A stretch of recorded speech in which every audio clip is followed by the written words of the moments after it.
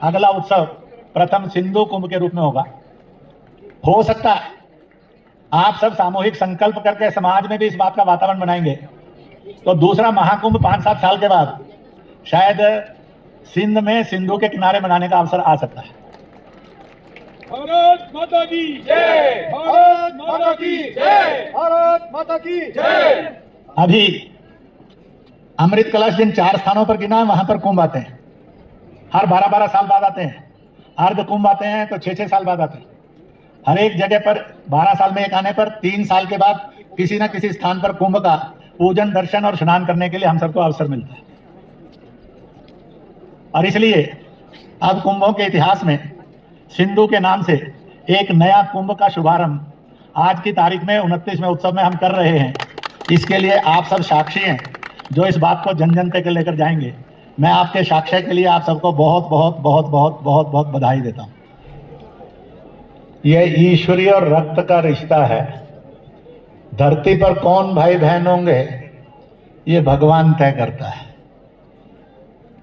और वो रिश्ता बन जाता है। उस रिश्ते को ब्रदर एंड सिस्टर्स कहा गया। मैंने आपको दोस्तों भी कहा है। दोस्ती इंसानियत की सबसे बड़ी रिश्ते की पहचान है। अच्छा दोस्त मिलना, अच्छा दोस्त बनना, इसका अर्थ है कि आदमी के अंदर श्रेष्ठ मानवता, इंसानियत है। मैं कहा करता हूं कि अगर ये 2 रिश्ते हर इंसान को निभाने आ जाएं तो घर से लेकर दुनिया के अंदर महाभारत नहीं होगी, घर घर फिर रामायण होगी। आप इन दोनों रिश्तों को निभाने वाले बने, यह प्रार्थना करता हूं। You must be a good brother and sister, you must be a good friend.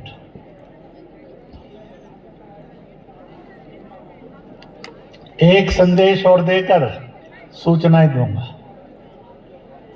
कल बोलने के बाद मेरे से किसी ने पूछा कि एक शब्द है जो घर घर बोला जाता है, सारी दुनिया बोलती है। क्या लेकर आए थे, क्या लेकर जाएंगे, खाली हाथ आए थे, खाली हाथ जाएंगे। इसका मतलब क्या है? मतलब तो साफ है कि जब बच्चा आया था ना सर पर तन के ऊपर कोई कपड़ा था, हाथ में भी कुछ नहीं था। जब मरेगा तो जाएगा, तब भी हाथ में कुछ नहीं होगा, तन पर भी कुछ नहीं होगा, सब उतार लिया जाएगा। इसलिए खाली हाथ आया था, खाली हाथ जाएगा। आगे एक सवाल खड़ा हो जाता है और वो खड़ा हो जाता है, क्या लेकर आया था जो क्या लेकर जाएगा।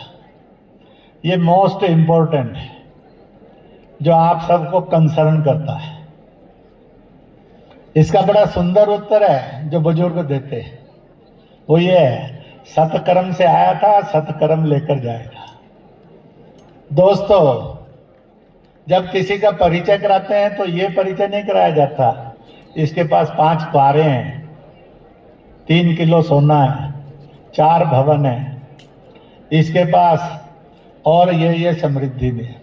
जो आपने कमाया वो आपका परिचय कभी जिंदगी में बनता नहीं। अगर आपका परिचय ये कराया जाता है कि ये गरीब को रोटी खिलाते हैं,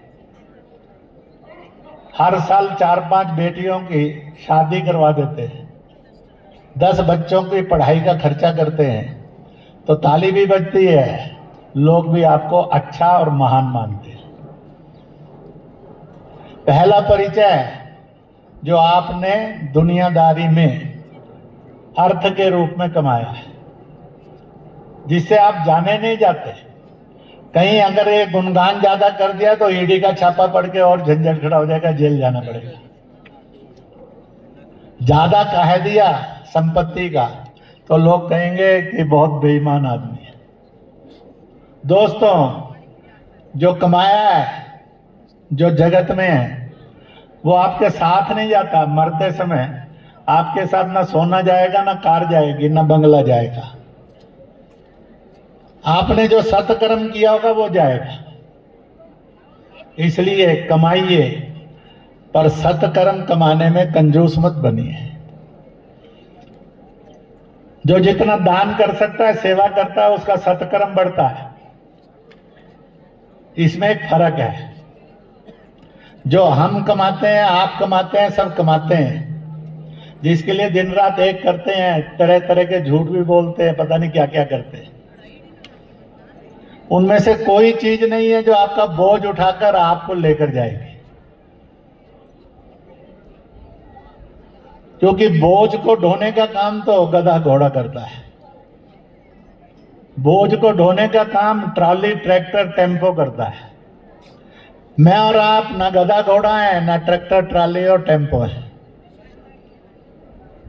इसके लिए भगवान ने भेजा नहीं है कि इस बोझ को ढोने का धंधा तुम्हें करना है। हमें ढोता कौन है? तो जो सत्कर्म किए होंगे, it is the only vehicle जो मुझे और आपको ढोकर भगवान के पास, स्वर्ग के अंदर या मोक्ष में लेकर जाता है। सत्कर्म एक ऐसा कैरियर है, एक ऐसा व्हीकल है, एक ऐसी बोझ ढोने वाली मशीन है जो मुझे और आपको ढोती है। अगर सत्कर्म बहुत होंगे और अच्छे होंगे तो बड़ी जल्दी से ढोकर ले जाएंगे, नहीं होंगे तो हम यहीं किसी ना किसी गलत में फंसे रहेंगे। इसलिए सनातन ने इंसान इंसान बने, इसके लिए एक छोटी सी कहावत देती है, क्या लेकर आया था, क्या लेकर जाएगा, खाली हाथ आया था, खाली हाथ जाएगा। जो सब यहीं रहने वाला है उसको कमाओ जरूर, उसको भोगो जरूर, परंतु अगर उसको सत्कर्म में नहीं बदला तो बहुत दुख देगा, तकलीफ देगा। और सत्कर्म में बदल लिया तो आनंद ही आनंद देगा। इसलिए सिंधु महोत्सव इसी बात की प्रेरणा है कि आने वाले हर यात्री के अंदर, आने वाले हर आदमी के अंदर ये भाव जागे कि उसको जीवन में सत्कर्म कमाने हैं। भोग की वस्तुओं को भी कमाकर नहीं रखना है, उनको भी बांट देना है।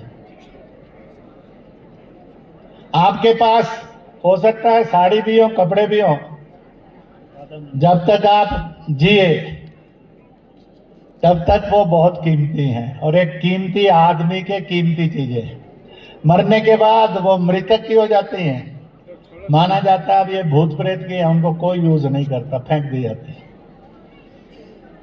इसलिए बुजुर्गों की इस सीख को मिशन मानकर मैंने आज कहा है,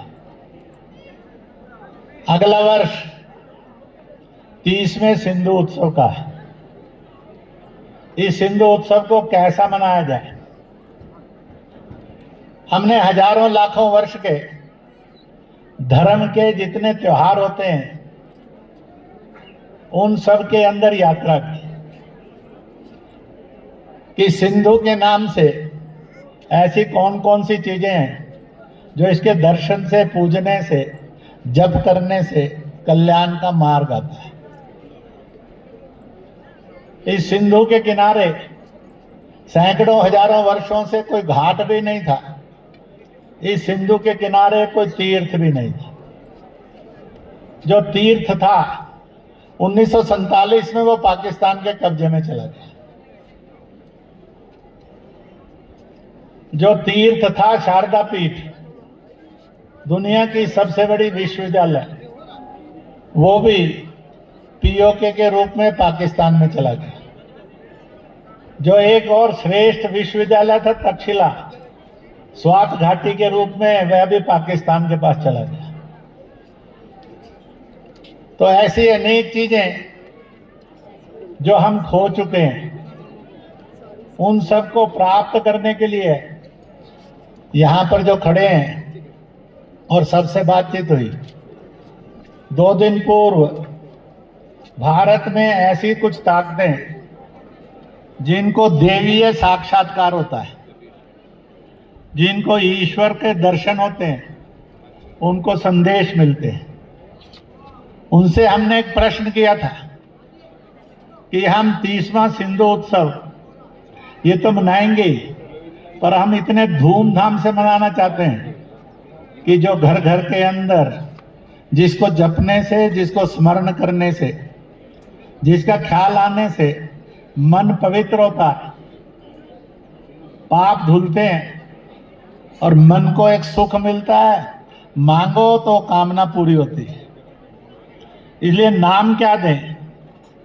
तो जो उन देवीय शक्तियों ने कल रात को 10:30-11 बजे संदेश दिया, तो सब प्रमुख लोग बैठे थे रात को और तय हुआ कि यही नामकरण करना चाहिए। इसलिए विश्व के धार्मिक इतिहास में,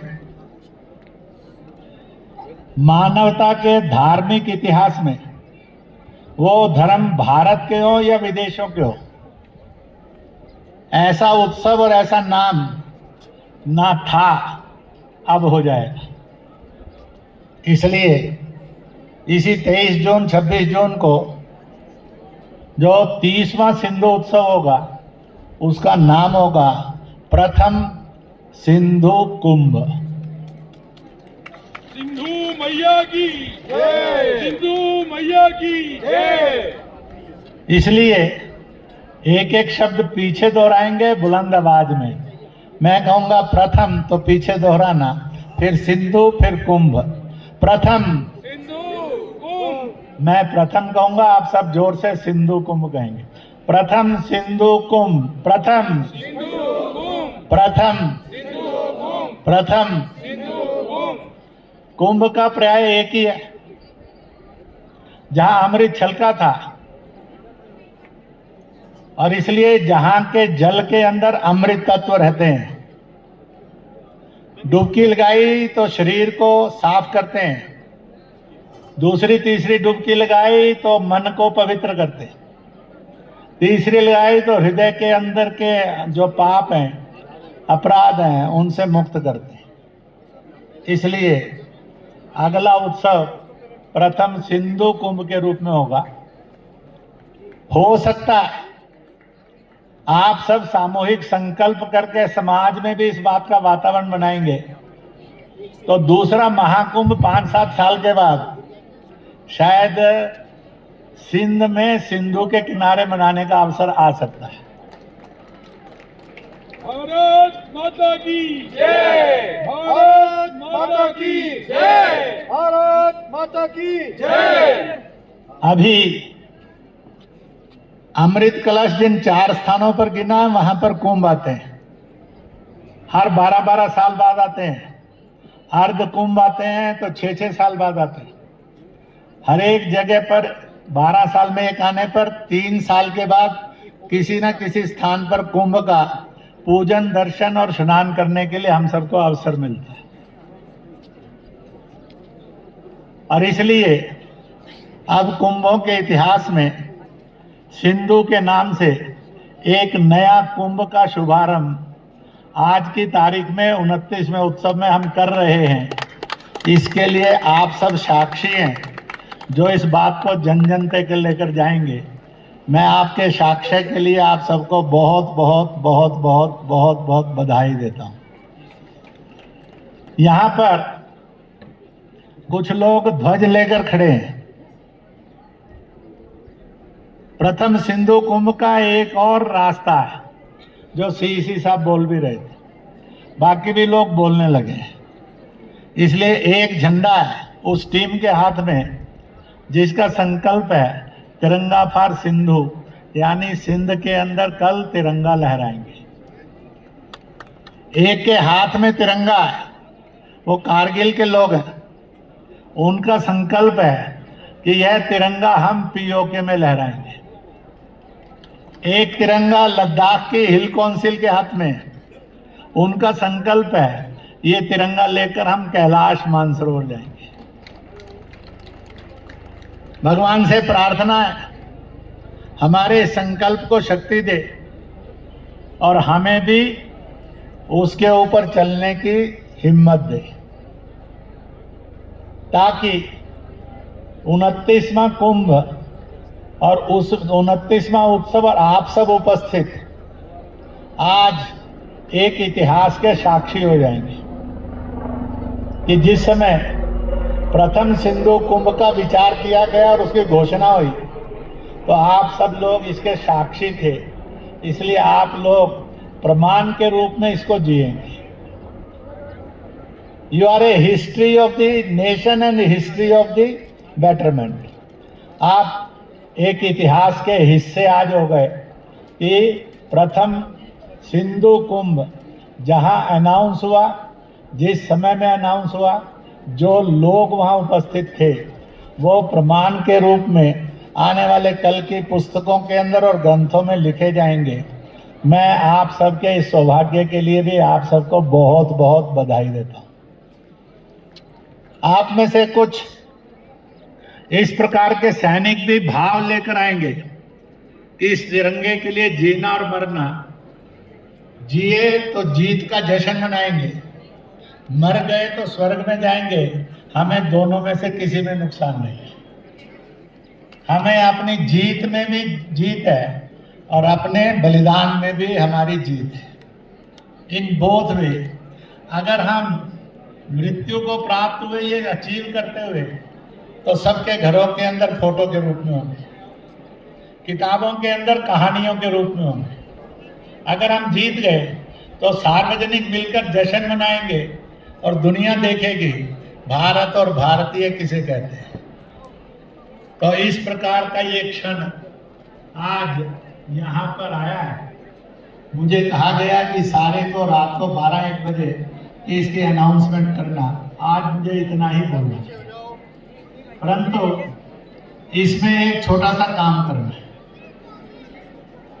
कुंभ यानी कलश, कलश यानी कुंभ, इसलिए यहाँ पर उस कुंभ की स्थापना कर दी जाए जिसका वर्ष भर अलग अलग धर्म के तौर तरीके से वर्ष भर उसका पूजन चलता रहे। उसमें आपके लिए एक निमंत्रण है, एक विश्वास है, एक काम है कि आप भी अपने घर के अंदर, अपने मोहल्ले के अंदर मंदिर में सिंधु कुंभ की स्थापना करें, सिंधु कलश की स्थापना करें। जाते समय सिंधु का जल लेकर जाए, अपने यहाँ के पवित्र तीर्थों का जल मिलाकर, गंगा जल मिलाकर, उसमें जो आवश्यक चीजें होती हैं डालनी, क्योंकि हर चीज का एक महत्व होता है। आज 4-5 प्रकार के धर्मों की पूजा के बाद हमने चावल जो थे ये नदी में प्रवाहित किए। मेरे से पूछा था मुसलमानों ने, ईसाइयों ने, बौद्धों में, ये क्यों? हिंदुओं में से भी पूछा। मैंने कहा हमने सिंधु मैया में इसलिए चावल डाले कि हे मैया, चावल धन धान्य का, समृद्धि का, खुशहाली का प्रतीक है। तेरे को इसलिए अर्पित कर रहे हैं, जिधर से तू जाएगी, जहाँ जाएगी, जिसके पास जाएगी, उसके घर के अंदर से गरीबी जाएगी, धन धान्य आएगा। इसलिए ये क्रिया रखी गई थी कि आने वाला हर यात्री अपनी सुख समृद्धि के लिए माँ सिंधु को अक्षत का भेंट करे। जिन्होंने कर लिया बहुत अच्छा है, नहीं किया है तो कर लो, नहीं है तो मन से कर लो, क्योंकि मन से भी पूजा की जाती है, भावों से भी पूजा की जाती है। तो इस प्रकार से हम जो है यहाँ पर कलश की व्यवस्था की है। अभी प्रमुख कार्यकर्ता जो सिंध के लिए, जो पीओके के लिए, शारदा पीठ के लिए, जो कैलाश मानसरोवर के लिए झंडा लेकर चलेंगे और अन्य कार्यकर्ता चलेंगे, हम सब के यहाँ अवतारी महापुरुष पलगा रिम्पोचे जी हैं। वो कलश को स्वीकार करेंगे, यहाँ स्थापित करेंगे और इसके बाद ये कलश शाम को सिंधु भवन के अंदर एक प्रतिमा के रूप में प्रतिष्ठित हो जाएगा, जहाँ इसकी प्रतिदिन पूजा चलेगी और 365 दिन पूजा चलेगी। मैंने आपसे भी अपील किया है, यहाँ से जाने के बाद अपने गांव में, गली में, मोहल्ले में, घर में सिंधु कलश स्थापित करना और ये अखंड भारत हमें मिले। जो चली गई जमीन और जन है वो अपनाओ और हमारे जीवन के अंदर सुख आए, समृद्धि आए, और जो उसके अंदर पाप हैं, विकार हैं, वासनाएं हैं, कलंक हैं, अहंकार हैं, वो चले जाएं। इसकी रोज कामना करना यह आप सबसे अपेक्षित है। जो अपने घर में या गांव गली में मोहल्ले में जाकर सिंधु कलश को 1 साल के लिए प्रतिष्ठित करेंगे, वो जरा दोनों हाथ ऊपर खड़ा कर देंगे। बोल सिंधु मैया की, बोल सिंधु मैया की, बोल सिंधु मैया की। बहुत बहुत धन्यवाद, बहुत बहुत बधाई। अभी कलश के साथ मार्च करेंगे। बोल हीरा मोहम्मद इरशाद साहब आप सबके सामने हैं। तो आइए फिर शुरुआत करते हैं गीतों के साथ। देशभक्ति के तराने, कुछ राष्ट्रभक्ति के तराने लेकर आ रहे हैं Mohammad Irshad. Welcome on the stage.